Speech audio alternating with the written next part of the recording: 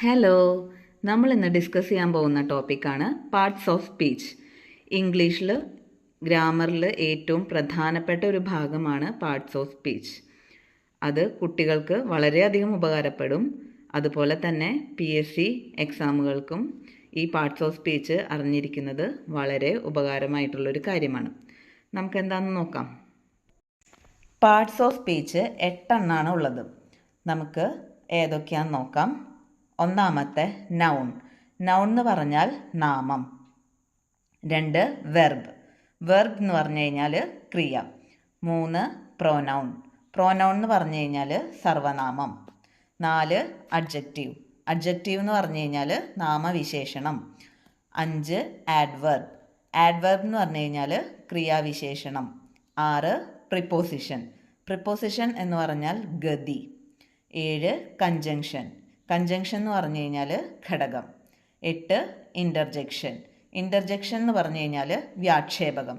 നമുക്ക് ഇത് ഓരോന്നും എന്തൊക്കെയാണെന്ന് വളരെ പെട്ടെന്നൊന്ന് കണ്ടു നോക്കാം. Noun, verb, pronoun, adjective, adverb, preposition, conjunction, interjection. ഇത്രയാണ് പാർട്സ് ഓഫ് സ്പീച്ചിൽ നമ്മൾ ഡിസ്കസ് ചെയ്യാൻ പോകുന്നത്. ഒന്നാമത്തെ പാർട്സ് ഓഫ് സ്പീച്ചിൽ വരുന്നതാണ് നൗൺ. നൗൺ എന്താണെന്ന് നമുക്ക് എല്ലാവർക്കും അറിയാം. നൗൺ എന്ന് പറഞ്ഞാൽ നാമം. നാമം എന്ന് പറഞ്ഞാൽ എന്താണ്? പേര്. അതായത് പേര് എന്ന് പറഞ്ഞാൽ അത് വ്യക്തികളുടെ പേരാവാം, സ്ഥലത്തിൻ്റെ പേരാവാം, സാധനങ്ങളുടെ പേരാവാം. അങ്ങനെ പേരിനെ വിളിക്കുന്ന പദമാണ് നൗൺ.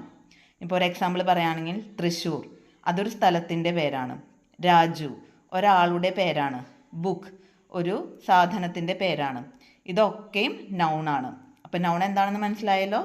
വ്യക്തികളുടെയോ സ്ഥലത്തിൻ്റെയോ പേരാണ് നാമം എന്ന് പറയുന്നത്. രണ്ടാമത്തെ പാർട്സ് ഓഫ് സ്പീച്ചിൽ വരുന്ന ഭാഗമാണ് വെർബ്. വെർബ് എന്ന് പറഞ്ഞാൽ എന്താണ്? ക്രിയ. ക്രിയ എന്ന് പറഞ്ഞാൽ നമ്മൾ ചെയ്യുന്ന ആക്ഷൻ അല്ലെങ്കിൽ പ്രവൃത്തി. അതാണ് ക്രിയ കൊണ്ട് ഉദ്ദേശിക്കുന്നത്. നമ്മൾ ചെയ്യുന്ന ആക്ഷൻ അല്ലെങ്കിൽ പ്രവൃത്തി. ഇപ്പോൾ ഒരു എക്സാമ്പിൾ പറയുകയാണെങ്കിൽ സിങ്. സിങ് എന്ന് പറഞ്ഞാൽ പാടുക. ഡാൻസ്, നമുക്കറിയാം ഡാൻസ് കളിക്കുക. റൺ ഓടുക. റൈറ്റ് എഴുതുക. അതുപോലെ ഉറങ്ങുക, വായിക്കുക, നടക്കുക. ഇതെല്ലാം നമ്മൾ ചെയ്യുന്ന പ്രവൃത്തികളാണ്. ഈ പ്രവൃത്തിയെ സൂചിപ്പിക്കുന്ന പദമാണ് വെർബ്. മനസ്സിലായല്ലോ? നമ്മളുടെ പ്രവൃത്തികളെയാണ് വെർബ് എന്ന പദം കൊണ്ട് ഉദ്ദേശിക്കുന്നത്. അടുത്തതായി പ്രോനൗൺ. പ്രോനൗൺ എന്ന് പറഞ്ഞു കഴിഞ്ഞാൽ സർവനാമം. സർവനാമം എന്ന് പറഞ്ഞാൽ എന്താണ്? നാമത്തിന് പകരം ഉപയോഗിക്കുന്ന വാക്കുകളാണ് പ്രോനൗൺ. ഇപ്പോൾ ഉദാഹരണത്തിന് രാജു, അതൊരു നാമമാണെന്ന് നമുക്ക് എല്ലാവർക്കും അറിയാം. അത് ഒരു നൗണാണ്. ആ രാജുവിന് പകരം നമ്മൾ ഹി എന്ന് ഉപയോഗിക്കുകയാണ്. അതിൻ്റെ അർത്ഥം അവൻ എന്നാണ്. അപ്പോൾ രാജുവിന് പകരം നമ്മൾ അവൻ എന്ന് ഉപയോഗിച്ചു. അവൻ ആണ് ഇവിടെ സർവനാമം, അതായത് pronoun. He, she, they, it etcetera ഇതൊക്കെ സർവനാമമായിട്ട് വരുന്ന വാക്കുകളാണ്. ഹി എന്ന് പറഞ്ഞാൽ അവൻ, ഷീ അവൾ, ദേ അവർ, ഇറ്റ് ഇത്. നമ്മളിതൊക്കെ നാമത്തിന് പകരം ഉപയോഗിക്കുന്ന വാക്കുകളാണ്. അതാണ് പ്രോനൗൺ അല്ലെങ്കിൽ സർവനാമം. അടുത്തതാണ് അഡ്ജക്റ്റീവ്. അഡ്ജക്റ്റീവ് എന്ന് പറഞ്ഞാൽ നാമവിശേഷണം. നാമത്തെ വിശേഷിപ്പിക്കാൻ ഉപയോഗിക്കുന്ന പദങ്ങളാണ് അഡ്ജക്റ്റീവ്. ഇപ്പോൾ ഒരു എക്സാമ്പിൾ പറയുകയാണെങ്കിൽ he is A good boy. അവിടെ ബോയ് എന്ന് പറയുന്നത് ഒരു നൗണാണ്, ഒരു നാമമാണ്. അതിനെ വിശേഷിപ്പിക്കാൻ നമ്മൾ ഗുഡ് എന്ന പദം ചേർത്തു. അവൻ നല്ലൊരു ആൺകുട്ടിയാണ്. അതായത് ആ ആൺകുട്ടിയെ വിശേഷിപ്പിക്കാൻ നമ്മൾ നല്ലത് എന്നൊരു പദം അവിടെ ഉപയോഗിച്ചു. അതാണ് അഡ്ജക്റ്റീവ് എന്നുകൊണ്ട് ഉദ്ദേശിക്കുന്നത്. വേറൊരു എക്സാമ്പിൾ പറയുകയാണെങ്കിൽ she is A smart girl. She is very beautiful. അവൾ വളരെ ഭംഗിയുള്ള ഒരു കുട്ടിയാണ്. അവൾ വളരെ ഭംഗിയുള്ളതാണെന്ന് കാണിക്കാനായിട്ട് നമ്മൾ ബ്യൂട്ടിഫുൾ എന്ന പദം ഉപയോഗിച്ചു. അതാണ് അഡ്ജക്റ്റീവ്. നാമത്തെ വിശേഷിപ്പിക്കാൻ ഉപയോഗിക്കുന്ന പദങ്ങളാണ് അഡ്ജക്റ്റീവ്. അടുത്തതാണ് ആഡ്വർബ്. ആഡ്വർബ് എന്ന് പറഞ്ഞു കഴിഞ്ഞാൽ ക്രിയാവിശേഷണം. നമ്മൾ ചെയ്യുന്ന പ്രവൃത്തി അല്ലെങ്കിൽ ഒരു ക്രിയ അതിനെ വിശേഷിപ്പിക്കാൻ ഉപയോഗിക്കുന്ന പദമാണ് ആഡ്വർബ് എന്നുകൊണ്ട് ഉദ്ദേശിക്കുന്നത്. ഇപ്പോൾ എക്സാമ്പിൾ പറയുകയാണെങ്കിൽ സ്ലോ, ഫാസ്റ്റ്, ഹാർഡ് എക്സെട്ര ഇതൊക്കെ ക്രിയയെ വിശേഷിപ്പിക്കാൻ ഉപയോഗിക്കുന്ന പദങ്ങളാണ്. ഇപ്പോൾ എക്സാമ്പിൾ പറയുകയാണെങ്കിൽ ഗോ സ്ലോ, പതുക്കെ പോവുക. അതിൽ പോവുക എന്ന പദത്തിനെ വിശേഷിപ്പിക്കാൻ വേണ്ടി, എന്ന ക്രിയയെ വിശേഷിപ്പിക്കാൻ വേണ്ടി നമ്മൾ ഉപയോഗിക്കുന്ന ആഡ്വർബാണ് സ്ലോ. അതുപോലെ ഹി റൺസ് ഫാസ്റ്റ്, അവൻ വേഗത്തിൽ ഓടുന്നു. ഓടുക എന്ന പദത്തിനെ വിശേഷിപ്പിക്കാനായിട്ട്, അതായത് ആ ക്രിയയെ വിശേഷിപ്പിക്കാൻ ഉപയോഗിക്കുന്ന വാക്കാണ് ഫാസ്റ്റ്. അപ്പോൾ ക്രിയയെ വിശേഷിപ്പിക്കാൻ ഉപയോഗിക്കുന്ന പദമാണ് ആഡ്വർബ് എന്നുകൊണ്ട് ഉദ്ദേശിക്കുന്നത്. Next preposition. പ്രിപ്പോസിഷൻ എന്ന് പറഞ്ഞു കഴിഞ്ഞാൽ ഗതി, അർത്ഥം പൂർണ്ണമാക്കാൻ ഉപയോഗിക്കുന്ന വാക്കുകളാണ് പ്രിപ്പോസിഷൻ. ഇപ്പോൾ എക്സാമ്പിൾ പറയുകയാണെങ്കിൽ by, with, to, on, in, for, ഇതൊക്കെ പ്രിപ്പോസിഷൻസ് ആണ്. ഒരു എക്സാമ്പിൾ പറഞ്ഞു കഴിഞ്ഞാൽ the book is on the table.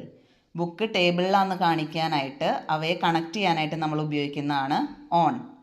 അപ്പോൾ പ്രിപ്പോസിഷൻ എന്ന് പറഞ്ഞു കഴിഞ്ഞാൽ അർത്ഥം പൂർണ്ണമാക്കാൻ ഉപയോഗിക്കുന്ന വാക്കുകളാണ്. The book is on the table, അതിൽ ഓൺ എന്ന് പറയുന്നത് പ്രിപ്പോസിഷനായിട്ട് ആക്ട് ചെയ്യണം. അടുത്തത് കൺജങ്ഷൻ. കൺജങ്ഷൻ എന്ന് പറഞ്ഞു കഴിഞ്ഞാൽ ഘടകം, അതായത് കൂട്ടിച്ചേർക്കാൻ ഉപയോഗിക്കുന്ന വാക്കുകളാണ് കൺജങ്ഷൻ അല്ലെങ്കിൽ ഘടകം. എക്സാമ്പിൾ പറയുകയാണെങ്കിൽ and, or, either or, neither nor, as well as, ഇതൊക്കെ കൺജങ്ഷനായിട്ട് വരുന്ന വാക്കുകളാണ്. ഇപ്പോൾ ഒരു എക്സാമ്പിൾ പറയുകയാണെങ്കിൽ Raju and Radha are playing football. രാജുവും രാധയും ഫുട്ബോൾ കളിച്ചുകൊണ്ടിരിക്കുകയാണ്. അവിടെ രാജുവിനെയും രാധേനെയും ഒരുമിച്ച് കൂട്ടിച്ചേർക്കാൻ നമ്മൾ ആൻഡ് എന്നുള്ള കൺജങ്ഷൻ ഉപയോഗിച്ചു. അങ്ങനെ കൂട്ടിച്ചേർക്കാൻ ഉപയോഗിക്കുന്ന പദങ്ങളാണ് കൺജങ്ഷൻ എന്നതുകൊണ്ട് അർത്ഥമാക്കുന്നത്. പാർട്സ് ഓഫ് സ്പീച്ചിൽ അവസാനത്തെ പാർട്സ് ഓഫ് സ്പീച്ചാണ് ഇൻ്റർജെക്ഷൻ. ഇൻ്റർജെക്ഷൻ എന്ന് പറഞ്ഞാൽ വ്യാക്ഷേപകം, അതായത് ഇറ്റ് എക്സ്പ്രസ് സഡൻ ഫീലിങ്സ്. നമുക്ക് പെട്ടെന്നുണ്ടാവുന്ന ഫീലിങ്സ് എക്സ്പ്രസ് ചെയ്യാൻ വേണ്ടി ഉപയോഗിക്കുന്ന വാക്കുകളാണ് ഇൻ്റർജെക്ഷൻ എന്ന് പറയുന്നത്. ഇപ്പം നമ്മൾ പറയാണ് വാവ്, ഹുറേ എന്നൊക്കെ പെട്ടെന്ന് നമ്മൾ നമ്മുടെ ഫീലിങ്സ് എക്സ്പ്രസ് ചെയ്യാൻ വേണ്ടിയിട്ട് പറയില്ലേ, അങ്ങനെയുള്ള അത്തരം വാക്കുകളാണ് ഇൻ്റർജെക്ഷൻ എന്ന് ഉദ്ദേശിക്കുന്നത്. അപ്പോൾ പാർട്സ് ഓഫ് സ്പീച്ച് എല്ലാവർക്കും മനസ്സിലായില്ലേ? മൊത്തം 8 പാർട്സ് ഓഫ് സ്പീച്ചിൽ വരുന്നത്. Noun, verb, pronoun, adjective, adverb, preposition, conjunction, interjection. Noun എന്ന് പറഞ്ഞാൽ നാമം, അത് വ്യക്തികളുടെ പേരാവാം, സ്ഥലത്തിൻ്റെ പേരാവാം. വെർബ് എന്ന് പറഞ്ഞു കഴിഞ്ഞാൽ ക്രിയ, അതായത് നമ്മൾ ചെയ്യുന്ന ആക്ഷൻ അല്ലെങ്കിൽ പ്രവൃത്തി.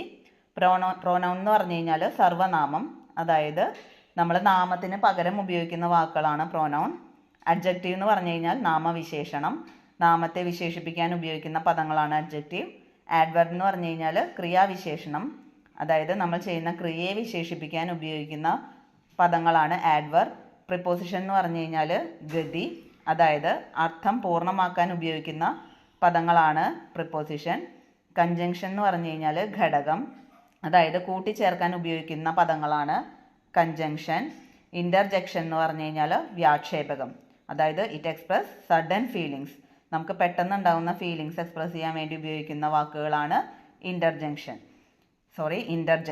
അപ്പോൾ എല്ലാവർക്കും പാർട്സ് ഓഫ് സ്പീച്ച് നന്നായി മനസ്സിലായെന്ന് വിചാരിക്കുന്നു.